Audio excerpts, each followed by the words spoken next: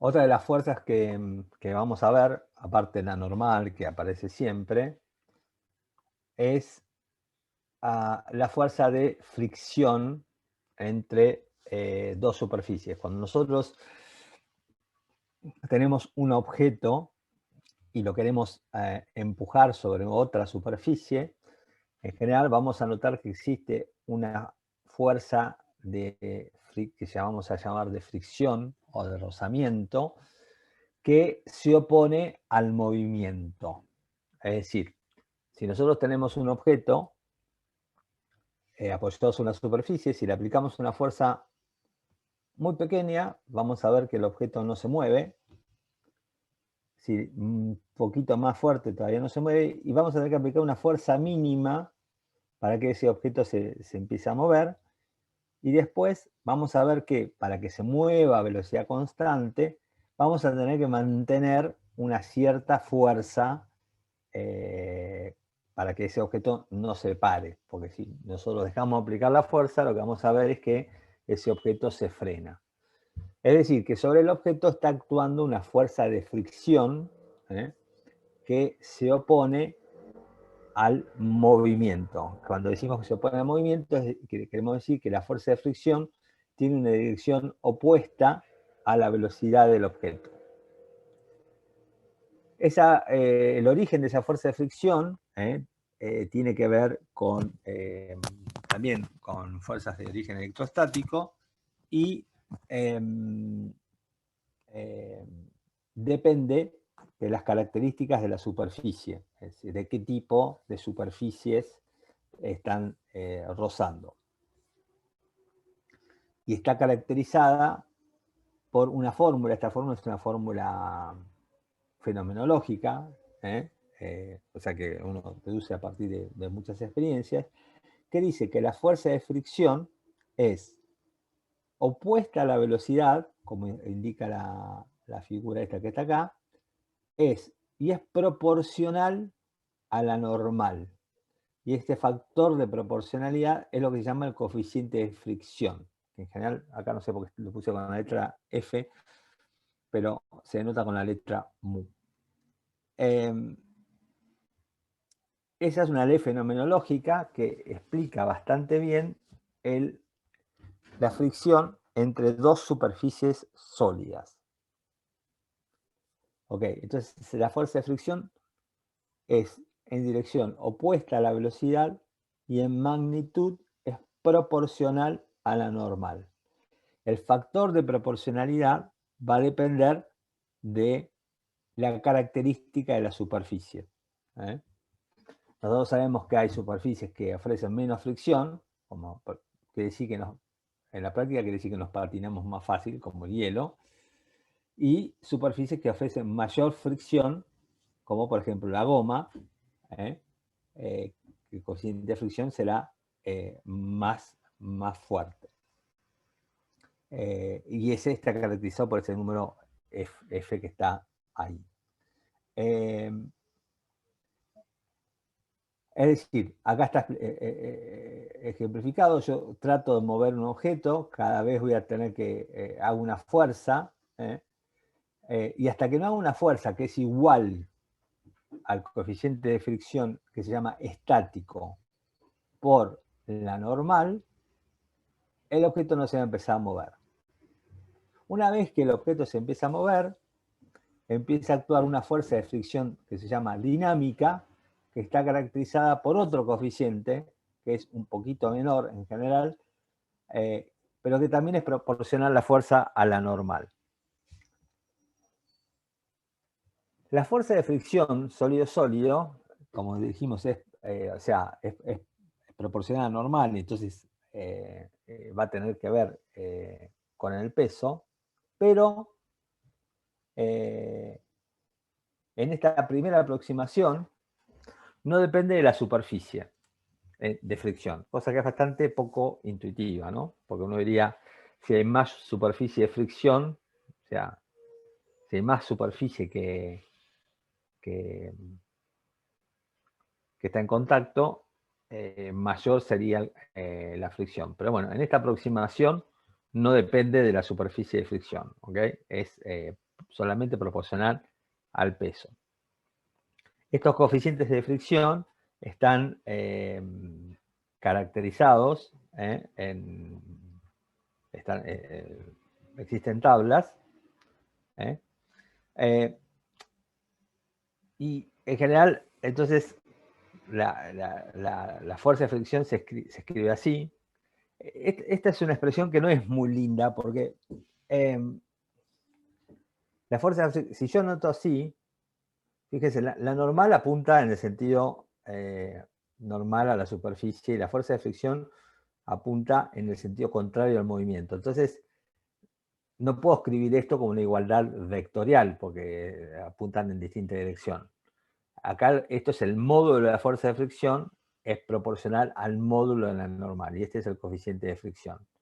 Una manera más correcta, más correcta no, la manera correcta de escribir esta fuerza de fricción es decir que la fuerza de fricción es menos mu, el coeficiente de fricción, por la velocidad dividido el módulo de la velocidad. Es decir, perdón, acá me falta la normal, perdón. Perdón.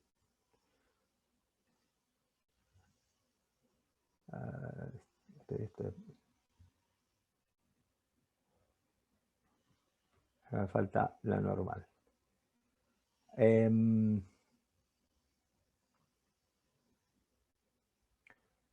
Okay. Este es el módulo de la normal.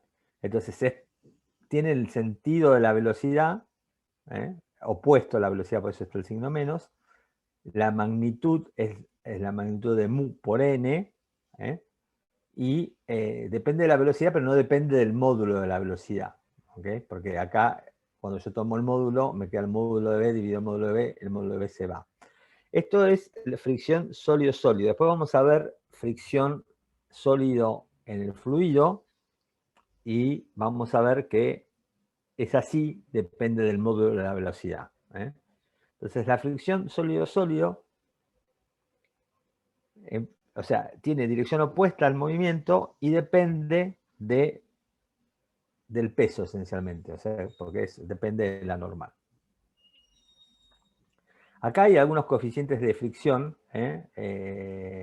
estático y dinámico. Acuérdense, el coeficiente estático me caracteriza la fuerza mínima que yo tengo que hacer para mover el objeto. Una vez que el objeto se empieza a mover, yo tengo que hacer una fuerza para mantenerlo con velocidad constante, para contrarrestar el efecto de la fricción, y ese está caracterizado por este coeficiente, que es el coeficiente dinámico. Acá está con una K, porque es de kinemático, ¿no? De kinetics, que es menor que el coeficiente estático. Acá está fricción de hule sobre el concreto, acero sobre acero, hielo sobre hielo. Fíjense, el dinámico del hielo es muy bajito, por eso uno se desliza fácilmente sobre el hielo. Estos son los coeficientes de fricción de las articulaciones, que todavía es menor.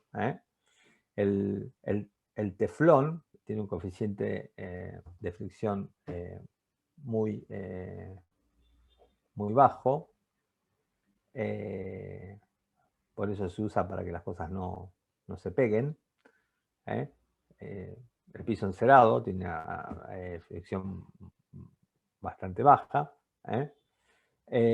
Bueno, esos son coeficientes fenomenológicos que yo no me acuerdo. Bueno, a veces se hace el experimento en el laboratorio para determinarlo. Ustedes creo que lo van a hacer para objeto sólido fluido, que después lo vamos a ver. ¿Ok? Bueno. Una manera de calcular esos coeficientes sería la siguiente. Imagínense que ustedes tienen un objeto sobre un plano inclinado. ¿Ok?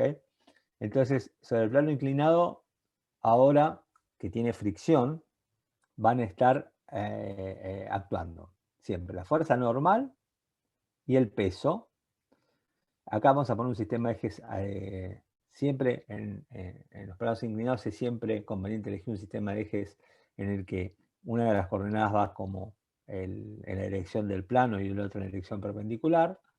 Entonces vamos a tener la dirección del peso, que se descompone en dos componentes, en la normal, que es mg por coseno θ, y en la dirección del eje X, del plano, que es mg por el seno de θ. Vamos a tener la normal, y vamos a tener ahora, además, la fuerza de fricción, que se opone al movimiento. En este caso estamos viendo si el objeto desciende por el plano inclinado. Entonces, en la dirección del eje X vamos a tener, mg por el seno de θ menos la fuerza de fricción. Y acá estamos suponiendo que el cuerpo todavía no se mueve. Si no hubiera fuerza de fricción, el cuerpo se movería. Se movería con una aceleración mg por el seno de θ. Pero estamos suponiendo que no se mueve, entonces la fuerza estática es exactamente necesaria para compensar la componente del peso en esa dirección. Y en la dirección del eje Y no hay movimiento, porque en el eje Y, en el perpendicular plano, no se mueve. Tengo que la normal es mg por coseno de θ. Entonces, ustedes pueden demostrar que la fuerza de fricción estática va a ser igual a n por la tangente de θ. Eso se lo digo como ejercicio. Ustedes en el experimento lo que hacen es, para determinar cuál es el coeficiente de fricción, es, a ver si sigue esto, no. Es ir aumentando el ángulo θ, y van a encontrar que si el ángulo θ es chiquitito, el objeto no se mueve, y van a encontrar un ángulo crítico en el que el objeto se empieza a mover. Identificando ese ángulo crítico, ahí van a encontrar cuál es el coeficiente de rozamiento estático entre la superficie del objeto que ponen y el plano inclinado. ¿Ok? Eso lo van a ver, creo, en detalle en los ejemplos de la práctica. Bueno, ¿alguna pregunta hasta ahora? En el momento no. Ok. Vamos a ver que las fuerzas de fricción son las responsables de lo que vamos a ver después, que es disipación de la energía. ¿Okay? Y están en la vida cotidiana están presentes todo el tiempo. ¿Ok?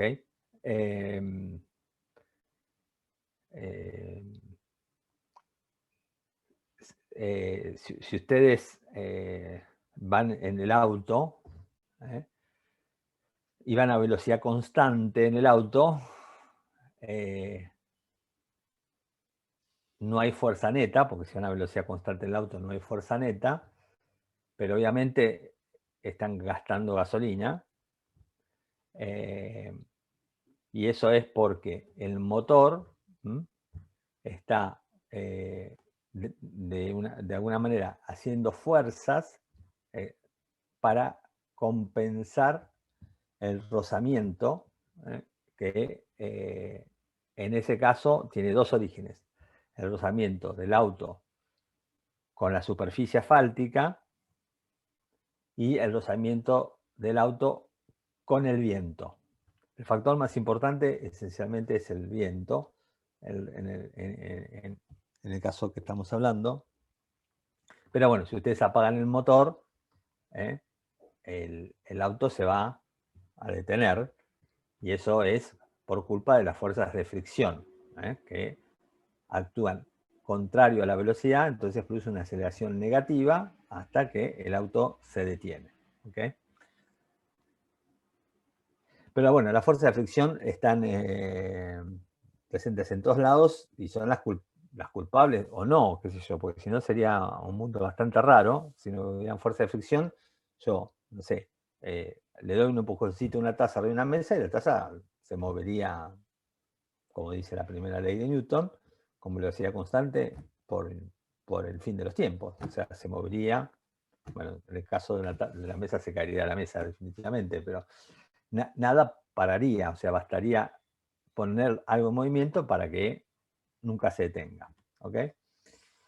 Bueno, acá hay un ejemplo parecido al que vimos hoy, de dos masas, una colgando y otra sobre una mesa, pero que ahora le agregamos fricción. ¿Ok? A la superficie de la mesa le agregamos fricción. ¿Ok? Entonces, el problema es bastante parecido al de hoy, nada más que tenemos que agregar la fuerza de fricción. Entonces estamos suponiendo que... y además estamos... bueno, no es tan parecido porque en realidad estamos tirando de este objeto. O sea, el problema es...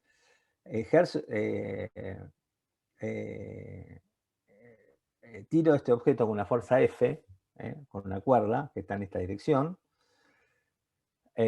Por eso estamos levantando el objeto, este también que está acá. Y hay fricción entre este objeto y la mesa. ¿Ok? Entonces, me preguntan si la fuerza F es constante, esta que está acá, que aplicamos, cuál es la aceleración con la que se mueve el objeto. Entonces, acá planteamos las ecuaciones sobre el cuerpo 1. Sobre el cuerpo 1 está actuando la fuerza, la dirección X es F por el coseno de tita. Estamos suponiendo que el sistema se mueve hacia la derecha, pues lo estamos tirando. Fuerza por coseno de tita, menos la fuerza de fricción, que va en el sentido contrario del eje X. Acá está el... Esperen que yo tengo el coso el zoom que está arriba del gráfico. Que está actuando sobre el cuerpo. Este es el diagrama de cuerpo libre del que hablábamos hoy. La fuerza de fricción se opone al movimiento. Y después está la tensión que la cuerda ejerce sobre el cuerpo 1, que es la tensión que está acá. Entonces, eso es igual a la aceleración por la masa del cuerpo 1. Después tenemos las ecuaciones de movimiento en la dirección del eje Y. Tenemos la normal. ¿Sí? Tenemos ahora la componente de F en la dirección del eje Y, porque F está, no está puesta en la dirección del movimiento, sino con un ángulo θ, que sería F por el seno de θ, menos el peso, que es m1 por g igual a 0. Y después tenemos sobre el cuerpo 2, que es más fácil, porque solamente actúa la tensión, que lo tira para arriba, y el peso, que lo tira para abajo, m2g, igual a la masa. Acá debería ser la masa... Perdón. Acá debería ser la masa 2.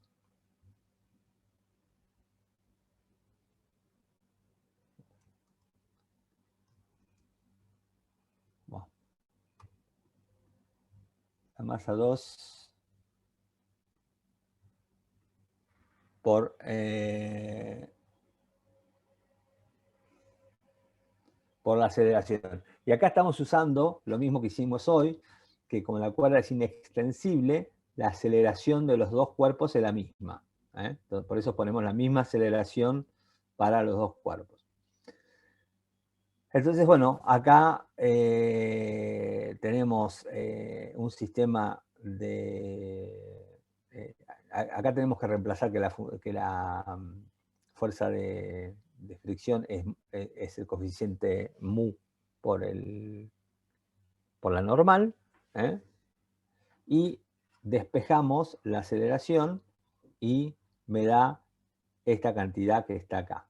Fíjense otra vez que las unidades están bien, porque este término tiene unidades de fuerza sobre masa, que es aceleración, y este término tiene unidades de masa dividido masa por aceleración, que es unidades de aceleración. Y este es el resultado, que se los dejo para que lo hagan después ustedes, de despejar la aceleración en términos de los datos del problema, que son la fuerza, el ángulo que hace la fuerza y el coeficiente de fricción. ¿Ok? Si la fuerza es 0 y el coeficiente de fricción es 0, tendría que encontrar el mismo resultado que habíamos encontrado hoy, porque es el problema que resolvimos hoy más adelante. Así que ahí tienen un caso límite que pueden comprobar. ¿Ok? Estos son todos ejemplos de aplicaciones de la ley de Newton, que son ejemplos sencillos. Después en la práctica se los van a ir complicando más. Así que, bueno, nada. Son ejemplos, aplicaciones sencillas. Bueno, como les decía,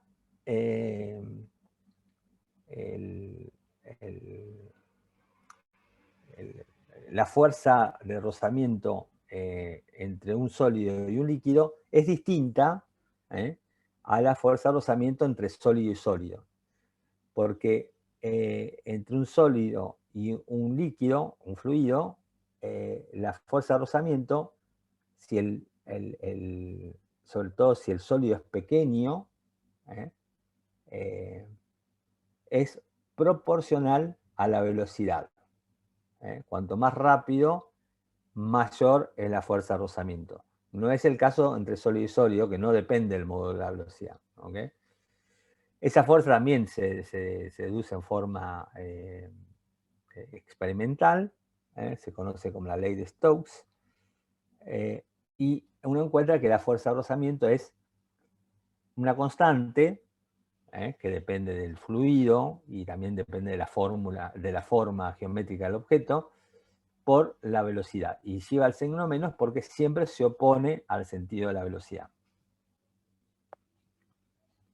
Entonces, si ustedes quisieran plantear las ecuaciones de movimiento de esta partícula, que se mueve en un fluido, tendríamos que sobre esta partícula están actuando el peso, mg, acá puse el eje Y apuntando para abajo, por eso el peso es positivo, la fuerza de rozamiento, que es menos v por la velocidad, igual a la masa por la aceleración, que es la aceleración es la derivada de la velocidad respecto al tiempo. Acá en realidad estamos despreciando una fuerza que se llama la fuerza de empuje, que la vamos a ver más adelante, que dice que todo cuerpo sumergido en un líquido recibe un empuje de arriba hacia abajo, que es igual al peso del volumen desplazado. La estamos despreciando. Igual no es muy importante para lo que estamos discutiendo. Así que bueno, tengan en cuenta, si alguien les dice, uy, se olvidó la fuerza de empuje, no me la olvidé, la estoy despreciando, ¿no? Después, cuando veamos hidrostática, la vamos a ver bien. Entonces, si yo quisiera encontrar el movimiento de la partícula acá, tendría que resolver quién es la velocidad en función del tiempo. Y acá tengo una ecuación diferencial. Tengo una ecuación diferencial porque tengo que la incógnita satisface una ecuación en donde aparece la derivada como incógnita. A diferencia de las ecuaciones que estuvimos resolviendo hasta hoy, que eran ecuaciones algebraicas, acá tengo que resolver una ecuación diferencial. Esta ecuación diferencial es muy, muy tonta de resolver. Si la pueden resolver por lo que se llama por integración directa, o sea, ustedes tienen que encontrar una función que satisfaga esta propiedad que está acá. Yo se lo dejo para que lo hagan. Si no les sale, me dicen y lo hacemos en cámara lenta acá. Si no, la otra cosa que pueden hacer es verificar que esta fórmula que yo pongo acá satisface esta ecuación que está acá. Derivan y van a ver que si derivan esto, reemplazan v, les va a satisfacer esta ecuación que está acá. Esto estamos suponiendo que la partícula partió del reposo. O sea, largo una pelotita en el líquido, la partícula se empieza a acelerar por efectos de la gravedad, empieza a obtener mayor velocidad, pero hay una fuerza de rozamiento que es proporcional a la velocidad, y entonces esencialmente la fórmula que sale de resolver esta ecuación me dice que la velocidad es esta expresión que está acá, ¿ok? Y si yo dibujo esa función, Fíjense, esta función en 0, la exponencial de 0 vale 1, así que tengo 1 menos 1 es 0, la velocidad es 0, y la velocidad va aumentando, ¿ok? Y va llegando a un límite, que es la velocidad límite, porque cuando el tiempo aumenta, esto cada vez se hace más chiquito, y voy llegando a una velocidad límite, que está dada por esta cantidad que está acá, que es mg sobre b. Entonces, una pelotita que cae en un medio, en un fluido, entonces no se acelera infinitamente, sino que llega a una velocidad límite. ¿Ok?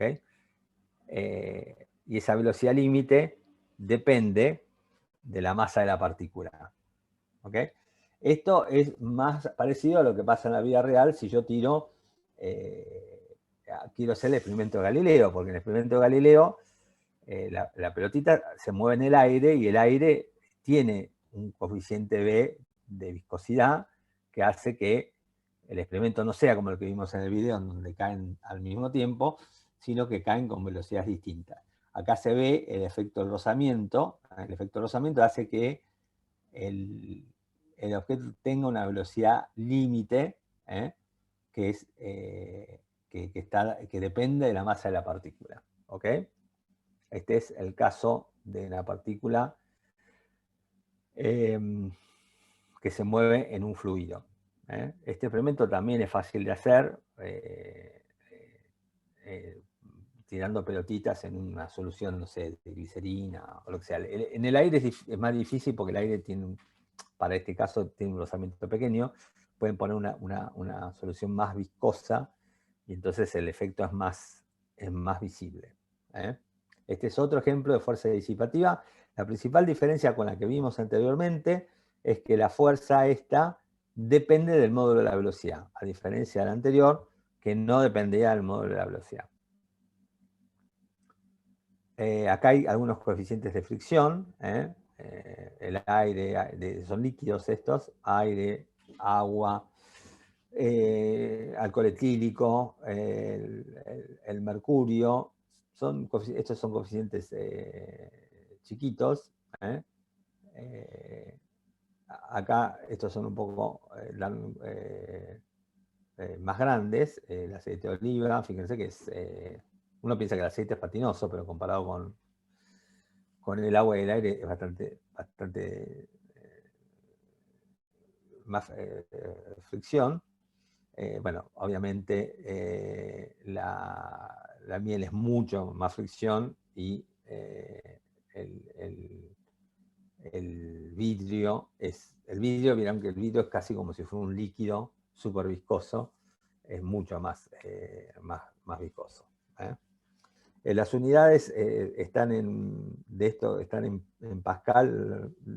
El Pascal lo vamos a definir un poco más adelante, que es una unidad de fricción. Por el momento no importa mucho.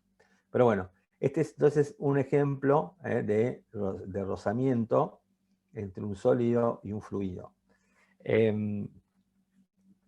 Esta es válido únicamente cuando la velocidad no es ni demasiado grande, ni el objeto sólido es demasiado grande. ¿Qué quiere decir demasiado grande o no? No es tan fácil de entender, pero les adelanto que puede haber casos en que el rozamiento o la fricción sea proporcional al cuadrado de la velocidad, no solamente a la velocidad, sino al módulo al cuadrado de la velocidad. De hecho,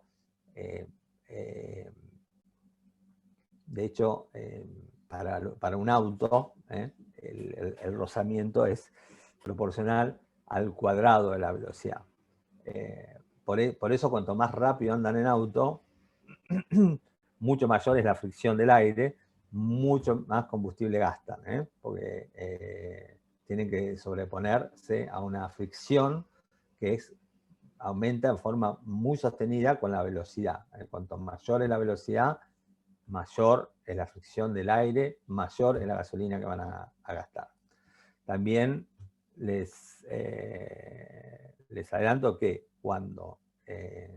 si tuvieran la mala suerte de estar volando y los motores del avión dejen de funcionar, la caída de un avión no es una caída libre como la de Galileo. O sea, si ustedes, creo que está hecho en algún lado, sí, acá está. En general, la fuerza de fricción es proporcional al cuadrado de la velocidad, no a la velocidad. D es una constante adimensional. A tiene que ver con el área del objeto normal a la velocidad. Rho es la densidad. Rho es un coeficiente que se llama el coeficiente de arrastre. No, Rho es la densidad del fluido. D es lo que se llama el coeficiente de arrastre. La fuerza de rozamiento es proporcional al cuadrado de la velocidad, y eso hace que el objeto llegue a una velocidad límite. La velocidad límite a la que llega el objeto es fácil de encontrar a partir de la ecuación de Newton. Acá tenemos la ecuación de Newton, es el peso, la fuerza de arrastre, igual a la masa por la aceleración. Acá hay un signo que está mal. Perdón.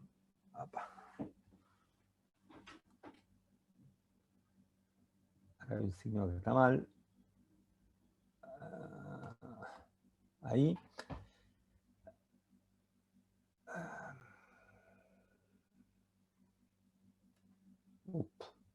Perdón.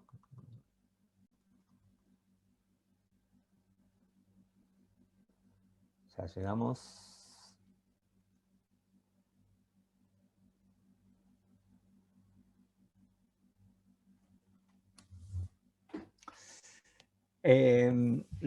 O sea, el objeto, a diferencia de lo que vimos en la experiencia ideal de Galileo, donde no hay rozamiento, donde el objeto cada vez cae con una velocidad mayor, mayor, mayor, mayor, cuando tenemos en cuenta el rozamiento del aire, llega a una velocidad límite. Eso quiere decir que la velocidad llega a una constante. Entonces, si yo quiero saber la velocidad límite, puedo despreciar en la ecuación de Newton el término masa por aceleración, porque cuando llega a la velocidad límite ya no está más acelerado, y ahí puedo despejar cuál es la velocidad límite. La velocidad límite es esta expresión que está acá. En el caso en que el rozamiento sea cuadrático con la velocidad, tiene esta expresión que está acá. Es 2mg dividido 2a rho. Y esa velocidad límite es... bueno, va a depender obviamente, el coeficiente de arrastre, y rho, bueno, sería en este caso la densidad del aire. A es el área, cuanto mayor es el área, más lento cae el objeto, menor es la velocidad límite. Y si ustedes comparan el tiempo que tarda un avión en caer, es mucho más grande que el tiempo predicho por la caída libre de Galileo. O sea, la agonía es mucho más lenta de la que ustedes se hubieran imaginado, usando la caída libre. Así que pueden calcularlo, así están sobre aviso. Bueno, nada.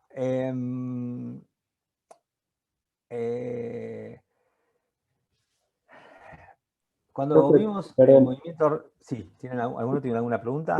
yo tengo una duda sobre el anterior, sobre fuerza resistiva Sí, sólido-líquido. En la sí, fórmula de la velocidad, bueno, sobre el eje Y, sí. la T minúscula representa el tiempo que hace contacto con el líquido y la mayúscula cuando se frena. A ver, pregúntame de nuevo. A ver. En ¿En la esta fórmula, fórmula? ¿En esta? ¿no? Ahí estoy viendo lo de fuerza de arrastre, ahí, Ahí, sí, la de abajo de todo, sí. E a la menos T sobre T mayúscula. Ah, tau. Tau, Esta tau que perdón. está ahí. Sí, esta tau en realidad es una notación para M sobre B. ¿Ok? Esto estoy acá, si quieren, estoy definiendo que B sub T es esta cantidad que está acá, y Sí. tau es M sobre B. Cuando yo tengo una exponencial, bueno, ustedes saben que los argumentos de las funciones no pueden tener unidades, así que esta cantidad tau tiene unidades de tiempo. ¿Ok? Este tau es M sobre B. Ahora lo vamos a poner. Cuando yo pongo... a ver, déjame poner...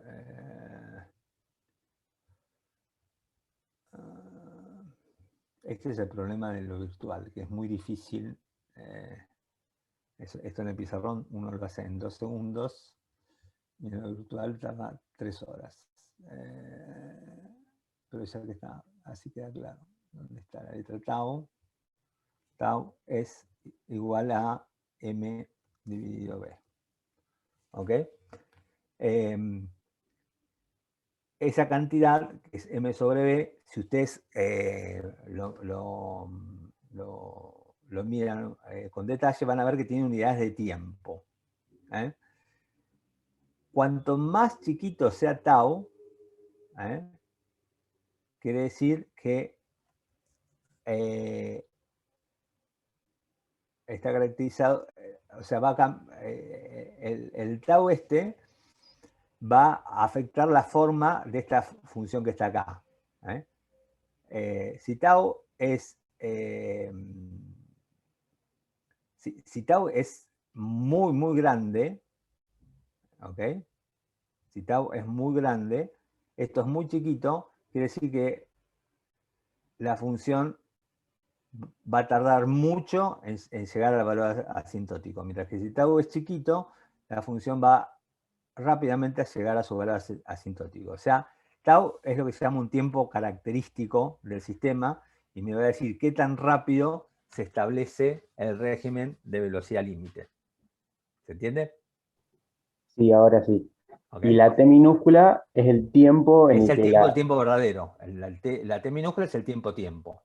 en el que la El tau es un aceleración. tiempo característico que depende, es una constante, depende de la masa, y este término B que es el que depende de quién es el líquido, quién es el material que está sobre el que está profundo. Está flotando el bicho. Listo, ¿Okay? gracias. Ahora sí me quedó claro. Bien, Perdón, profe, yo tengo otra duda de esta cosa, de esta dime. imagen. Que dice, al igual que antes, el rozamiento se opone a la velocidad, pero en este caso es proporcional al módulo. O sea que el Sí. rozamiento es lo mismo que el módulo de la velocidad. No, es proporcional. O sea, la fuerza depende de la velocidad. Mientras que en el rozamiento sólido-sólido no. En el sólido-sólido, perdona, vuelvo acá. No el módulo no depende de la velocidad. Una vez que va a una velocidad, el sólido-sólido le da lo mismo si vas a 50 km por hora o a 100 km por hora. A ver, estas son simplificaciones del mundo real, pero digamos, en el auto, ¿sí? Digamos, el auto es un poco más complicado porque está rodando la rueda sobre el pavimento, pero a ver, la fuerza de rozamiento debido al asfalto Sí, no depende de qué tan rápido vayas. ¿Ok? Va a sí. depender de cómo es el asfalto, de cómo está hecha la goma, pero no va a depender de si vas a 50 km por hora o a 200 km por hora. Va a ser siempre la misma. ¿Ok? Mientras que la fuerza de rozamiento debido al aire depende en forma crítica de la velocidad. Típicamente como el cuadrado de la velocidad. Entonces, si fuera un auto chiquitito, iría como la velocidad, linealmente con la velocidad, pero digamos, depende de la velocidad. Entonces, cuanto más rápido vas, más es la fuerza de rozamiento. ¿Ok? Por eso Ok, la velocidad sería la pendiente de lo que sería, sí, la pendiente. No, perdón. B sería la pendiente y lo otro sería lo que cambia. Perdón, es que estoy dando a imaginármelo. Imagínate que vas en un auto en la ruta Mar del Plata. ¿Ok? Sí. Bueno. Necesitas en la vida real necesitas ponerle gasolina al auto, ¿verdad? Sí, Si fueras en el mundo ideal de Newton, en donde no existe el rozamiento, ¿ok? sí, Un amigo tuyo te da un empujoncito en Buenos Aires, y dependiendo de qué tan grande es ese empujoncito, tu auto iría a una velocidad constante hasta llegar a Mar del Plata sin necesidad de ponerle gasolina. Porque la primera ley de Newton te dice, de no haber fuerzas, el objeto se mueve con velocidad constante. Y llegarías con velocidad constante a Mar del Plata sin necesidad de ponerle gasolina. ¿Ok? Ese es en un mundo ideal que lamentablemente no existe. O afortunadamente no existe, no sé. Dependiendo de lo que uno quiera hacer. ¿Ok? Le das un empujón, el auto agarra una velocidad y va derecho con esa velocidad. ¿Ok? sí, sí, sí. Bueno, en la vida real no pasa así. Tenés que ponerle gasolina. ¿Okay? La gasolina va a través de un motor, ¿okay? que mediante un mecanismo bastante complicado, lo que logra es que el auto haga fuerzas en contra del rozamiento. ¿Okay? Sí, Y tenés dos razones de rozamiento, si querés. Una es la superficie, digamos, goma,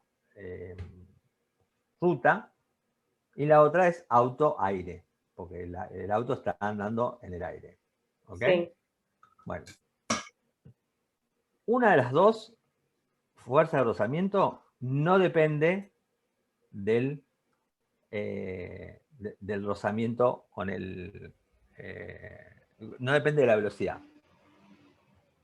¿Ok?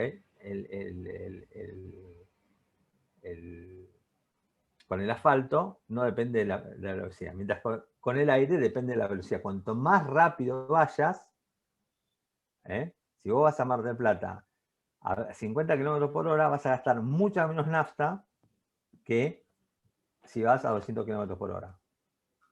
Por más que sí, tardes más tiempo en el mar. ¿Por qué? Porque el rozamiento con el aire depende de la velocidad. ¿Ok? De la velocidad relativa entre el auto y el aire. ¿Ok? sí, El rozamiento con después vamos a ver un poquito más adelante, cuando veamos cuerpo sólido, que gracias a que existe el rozamiento entre la rueda y el auto, podés andar.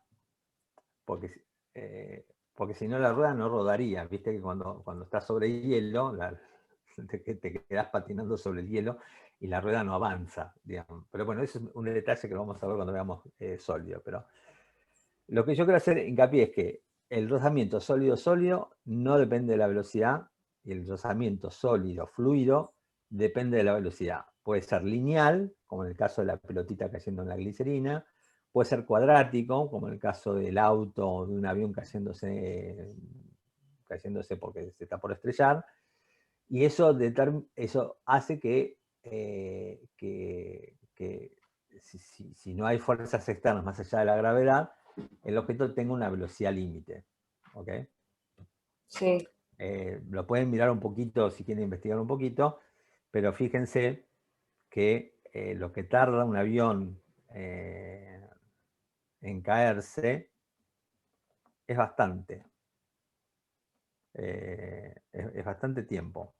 Mucho más que el que uno calcularía haciendo una caída libre.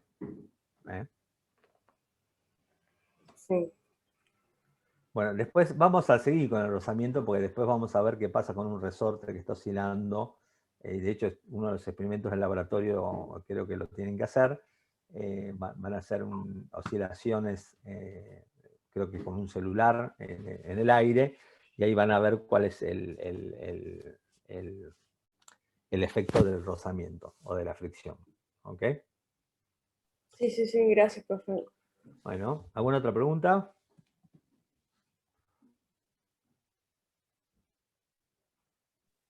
No, no. ¿No? Bueno, bueno, yo los voy a dejar acá entonces. A ver, me parece que Diego no está todavía, ¿no? A ver.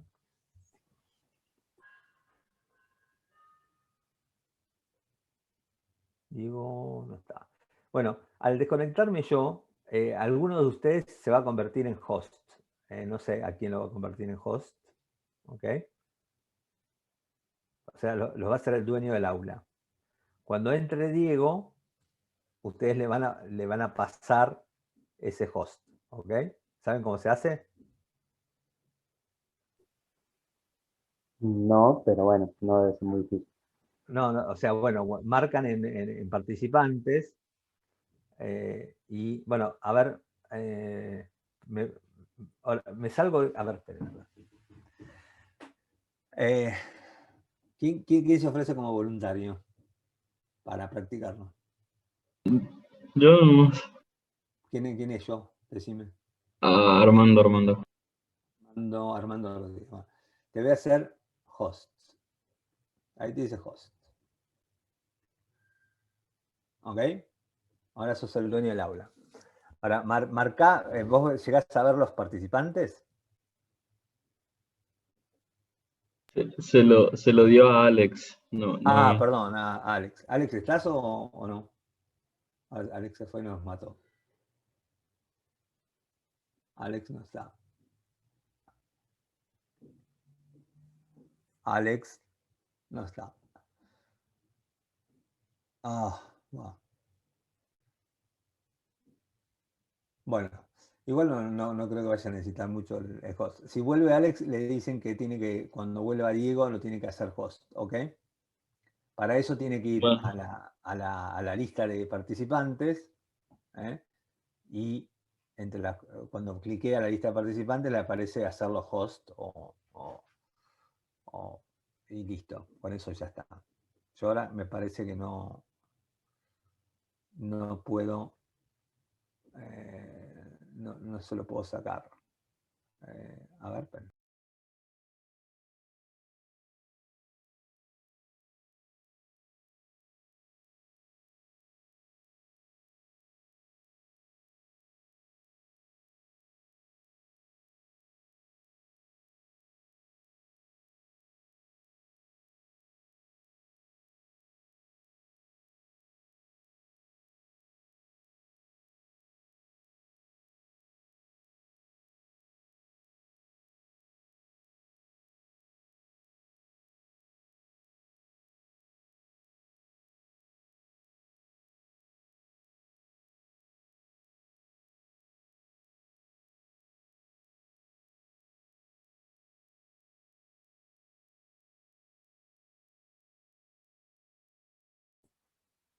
Estás muteado, lo que no sé si estás hablando con nosotros o qué.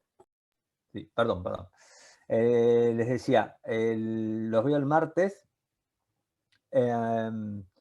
Vamos a seguir con movimiento oscilatorio y yo este fin de semana les paso estas clases de ayer y hoy, ¿ok? bueno. Dale. ¿Alex no está? No, no está. Bueno, perfecto. Hasta luego, gracias. Chao. Chau. Hasta luego. Hasta luego.